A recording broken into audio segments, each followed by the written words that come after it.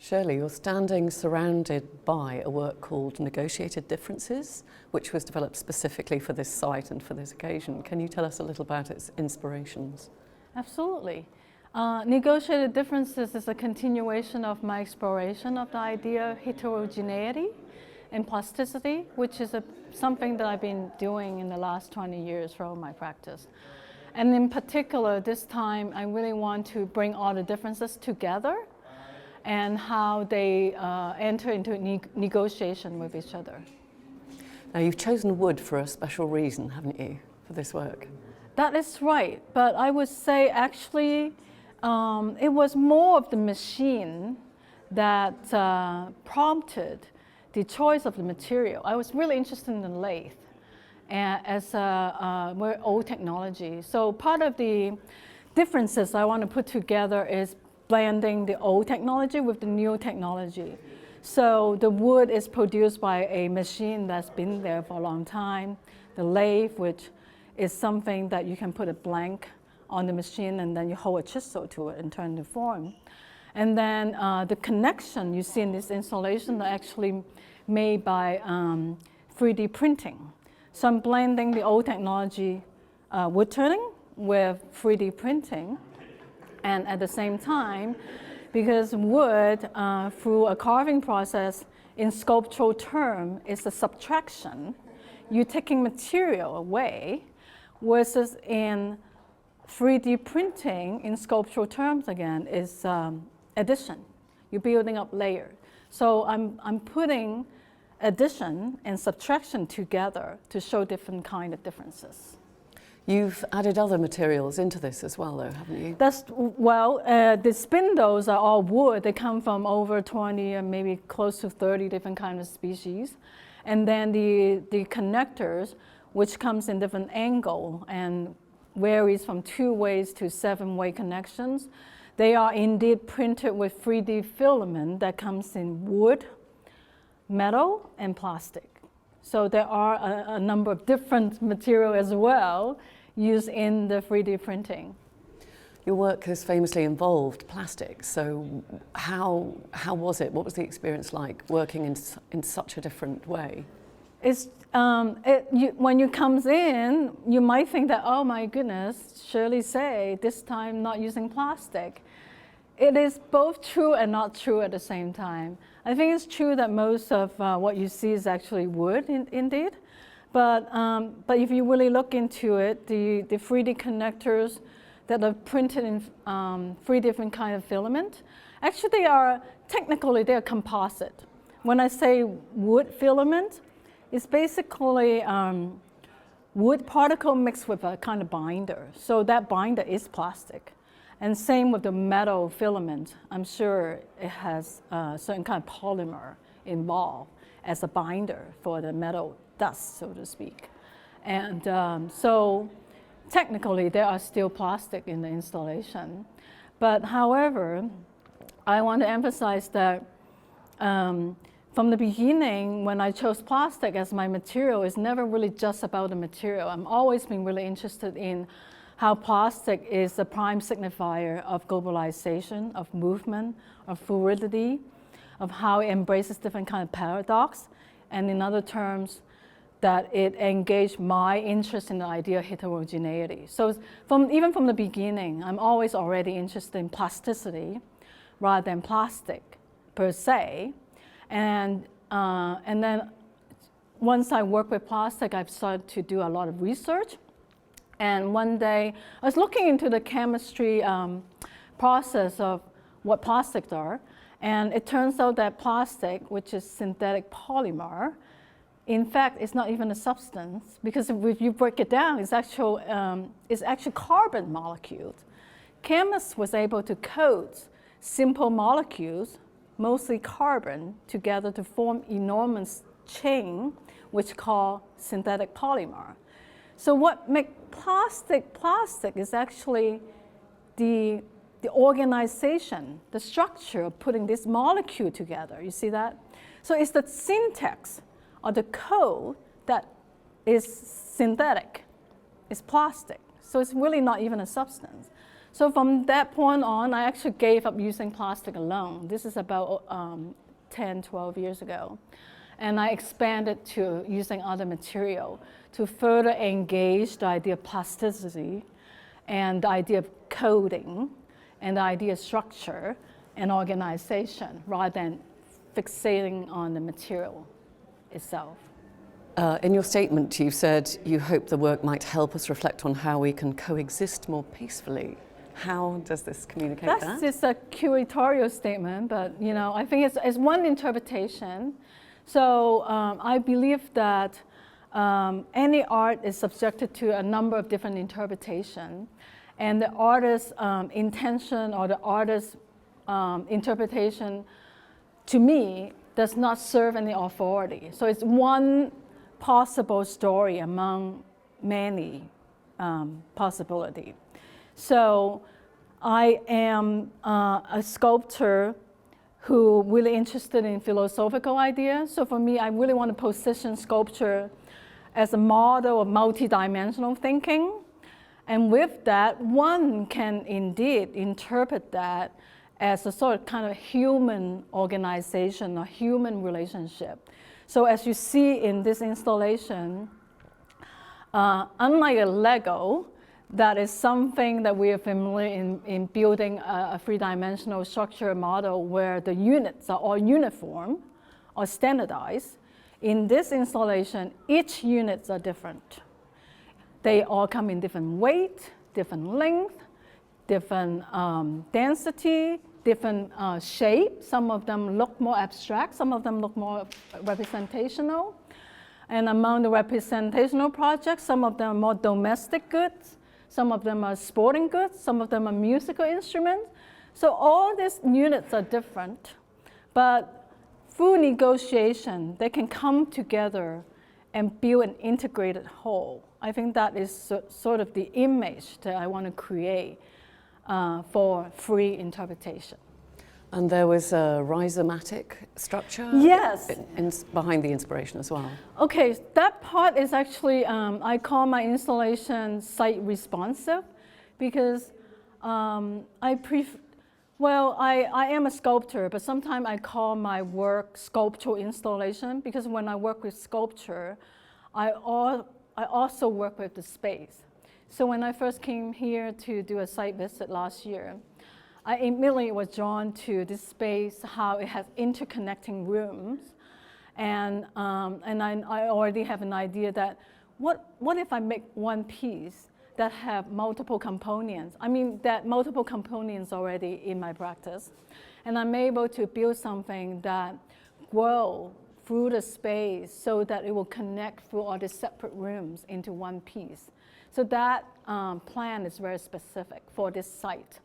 And then also when I find out that this site was a former wood storage, and indeed that's kind of a happy coincidence that I already had this idea of turning wood, then that particular body of work will be perfect if I further developed for this particular site.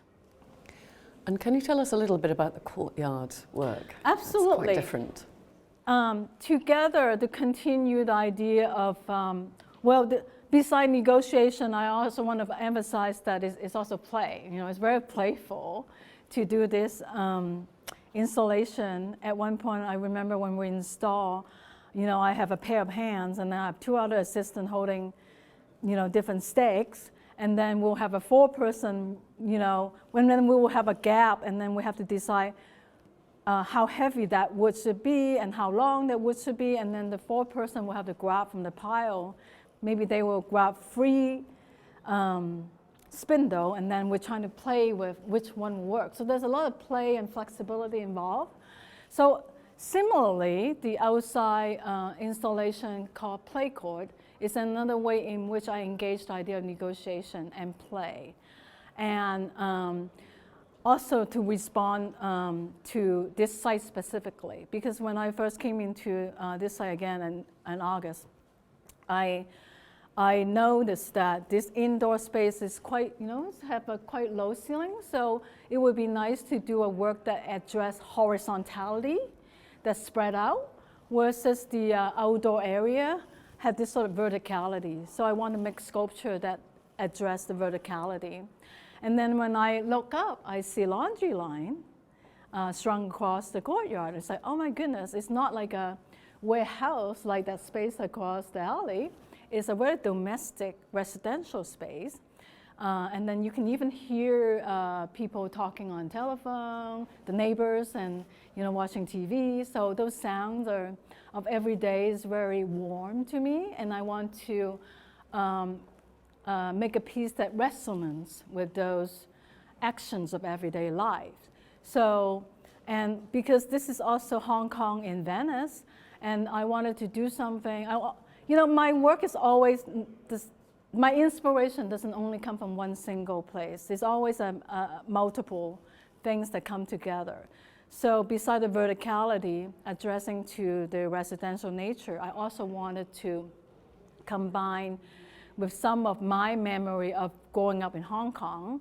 And then when I saw the courtyard, it reminded me that, oh, this is perfect for playing badminton, because as a kid growing up in Hong Kong, I oftentimes play street badminton with my siblings. So whenever we can find an open space, we'll just pick up a racket and do it. And sometimes it's windy. So this is actually quite an ideal space to play badminton when it's not so windy. And then I thought this would be perfect because when you play street badminton, there's no net. So we'll oftentimes pick up some makeshift object to pretend to be the net. And then the next thing I know is this will be perfect if I use the sculpture that I developed for my last solo show, Lift Me Up So I Can See Better, which are a collection of sculpture that is telescopable, that go upward to create a kind of optical net for the idea of the badminton. So in other words, I'm kind of creating a playful, almost surreal, and indeed absurd scenario of a game of badminton where the viewer don't actually play a game, but they can imagine what it's like to have shuttlecock going through this delicate sculpture. So they will have to negotiate what kind of game is this? What if the shuttlecock hit the sculpture? Does it count? What if the shuttlecock go through the sculpture? Does it count? And I purposely left those unanswered for imagination and for the viewer's own bodily spatial negotiation. You've also brought the sounds of Venice into the courtyard, haven't you? Can you tell us a little bit about the CD? Actually, it's not just master? Venice. Yes, indeed. I think you're referring to the two sculptures that are actually functional antenna for ham radio transmission and reception, and amateur radio. And because I want to echo the sound that I already hear in this neighborhood, but on the other hand, street badminton is, to me, is an act where citizens reclaim their public space. So it's a form of doing something, taking a stake with the public domain. So similarly, ham radio, which is amateur radio, is another form of reclaiming the public domain of our airspace. So it's a technology that's been there as a form of communication for people across country, even before the internet. But by now, especially after Second World War, a lot of this frequencies already been used by government and commercial agency. So the band that is left for use for civilians is actually very limited. So, but there's still a community of ham radio operator who would communicate through this method. And so I set up the antenna here, and most of the time you only hear white noise. But from time to time, when people are making contact, indeed you can hear the conversation. And the other day I heard a signal coming from Ukraine, actually. So it's not only limited to Venice, because the way the ham radio work is kind of depends on atmospheric conditions. So sometimes depends on weather, and we have a lot of weather here. that you can hear contact being made in different regions locally or sometimes a little further away. Did you realise that there would be silence for long periods? Is that Absolutely, sort of part of the that's planned. statement? Yeah. Because part of the idea is, you know, with, again, as in the installation, the indoor installation, where I have certain idea of how the installation will negotiate through space, but the actual the actual configuration is really left for the time when I install to figure out. So there's a lot of improvisation involved. So similarly, I purposely don't want to control when you can hear the conversation. So this is why it's left open. So if you, as a viewer, if you would sit there for longer than 4 or 5 hours, you will hear some contact. Yes. Yeah. As the first female artist representing Hong Kong in Venice, but based in LA, do you feel it's now possible to see young Hong Kong artists, both men and women, achieve potential there? Absolutely. Yes. I think I left Hong Kong over 20 years ago, mostly to pursue my study in contemporary art. And frankly, in early 1990s, there was no MFA program. As simple as that. In order to further my study in contemporary art, I must leave Hong Kong. And that was the main reason why I left. I still have family in Hong Kong. I have siblings in Hong Kong. So I feel like I never really leave, you know, even though I do reside in Los Angeles. I travel, and I indeed have exhibition opportunity in Hong Kong over the last 20 years. And I have seen the changes in terms of the infrastructure of art in Hong Kong over the last 20 years. And now we have a lot more opportunity for higher education in art in Hong Kong. We have more museum, we have more gallery. We even have the art fair in Hong Kong that's very successful. And the governments are doing a great job in providing funding and grants for young artists. So I don't know, I mean, in a different quantum world, to quote my own other series, maybe if I were a younger Shirley living in Hong Kong right now, maybe I don't feel the need to leave the city in order to be a contemporary artist. But 28 years ago, there was simply not such infrastructure to support the path that I want to follow. So your presence here and Hong Kong's presence here is very much waving a flag for cultural possibilities in Hong Kong now. Absolutely.